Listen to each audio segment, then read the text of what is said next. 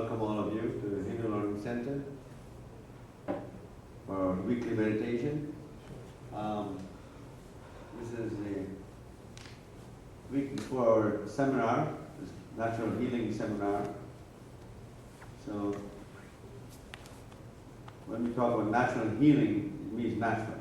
It means not using any medicine and knowing how to cure or how to prevent health problems by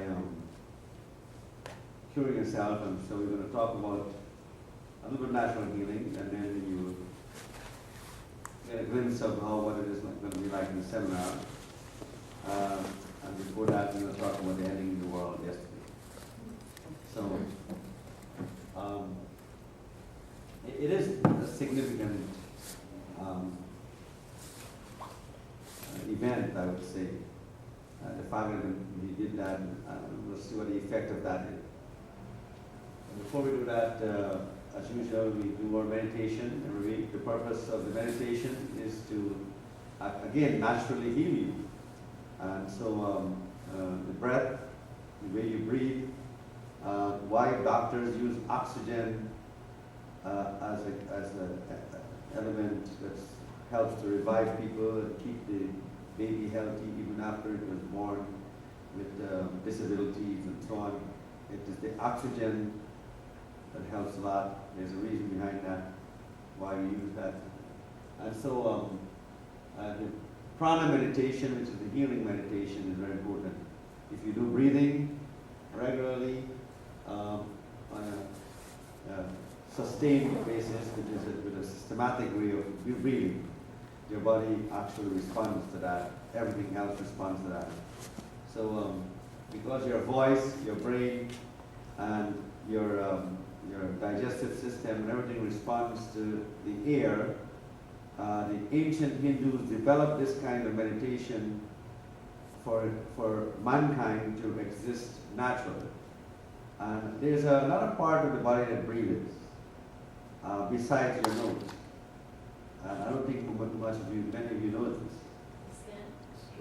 I will let you guess until after we finish our meditation.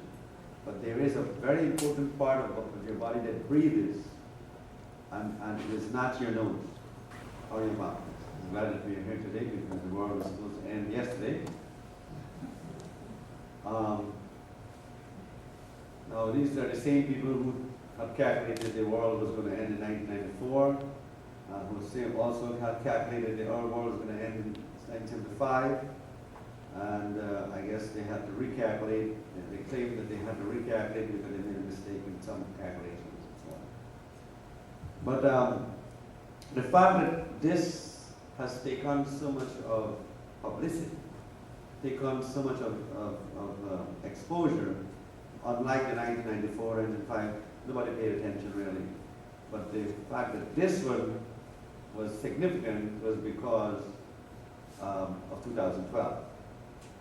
So that attracted more attention because of the fact that the Mayan calendar had the 2012 age change and everything. But it makes me sad to know that there are people like this, the old guy who said it's going to end, or going to end at 6 o'clock and so on. And he has actually created more distrust to the people.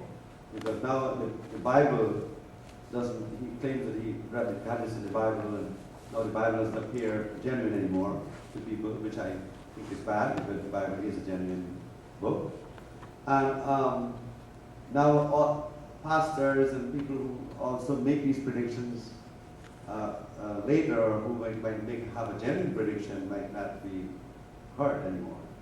Because more people now have experienced disbelief. And and the fact that even people can conceive the fact that the world is going to end means that they don't understand that their own life can end before.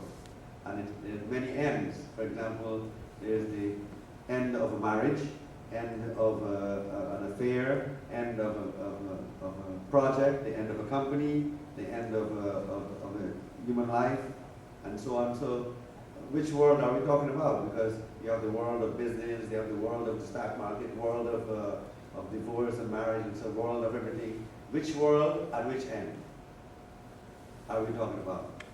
So again, there are many ends to the world, and we don't know which end we're talking about. There are ends, and the fact that now the people are not going to believe this means that when the real warning comes,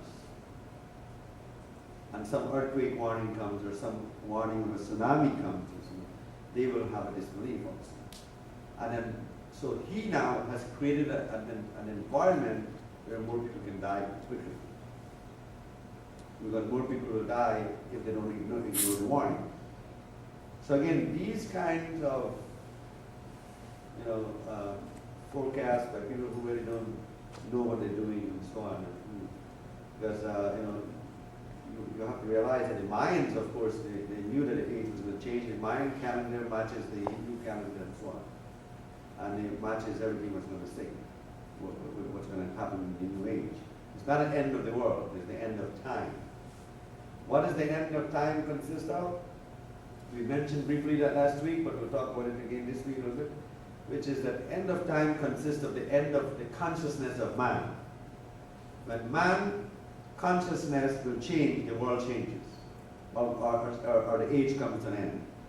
And again, we talked about the 9 types of consciousness, each one measuring was 5,800 years, 5,900 years, which is when the sun's the axis of the earth and so moves. And every time man's consciousness changes, history changes. So if you look at the consciousness before Columbus, when India was, the streets were paved with gold, and India was ruled by all of the kings, and all this knowledge of the Vedic culture existed, that was one set of consciousness. When man regarded the guru and the priest and the Bible and the Word of God as important. And then that, after the death of Christ, the whole consciousness of the world changed, and that's a different age now. When now the man started to go down, the Pope took half of the world, and the women were dressed in black to represent nuns. The Muslim religion came into focus, where the women were also downgraded and treated as dirt and so on. And all of that period of history was one age. And now that is going to change in 2012, because we're coming out of the dark age, when man did not have respect for the Word of God, man did not have respect for gurus and teachers, and man does not have respect for each other. And more killing happened in this century of humans than anything else.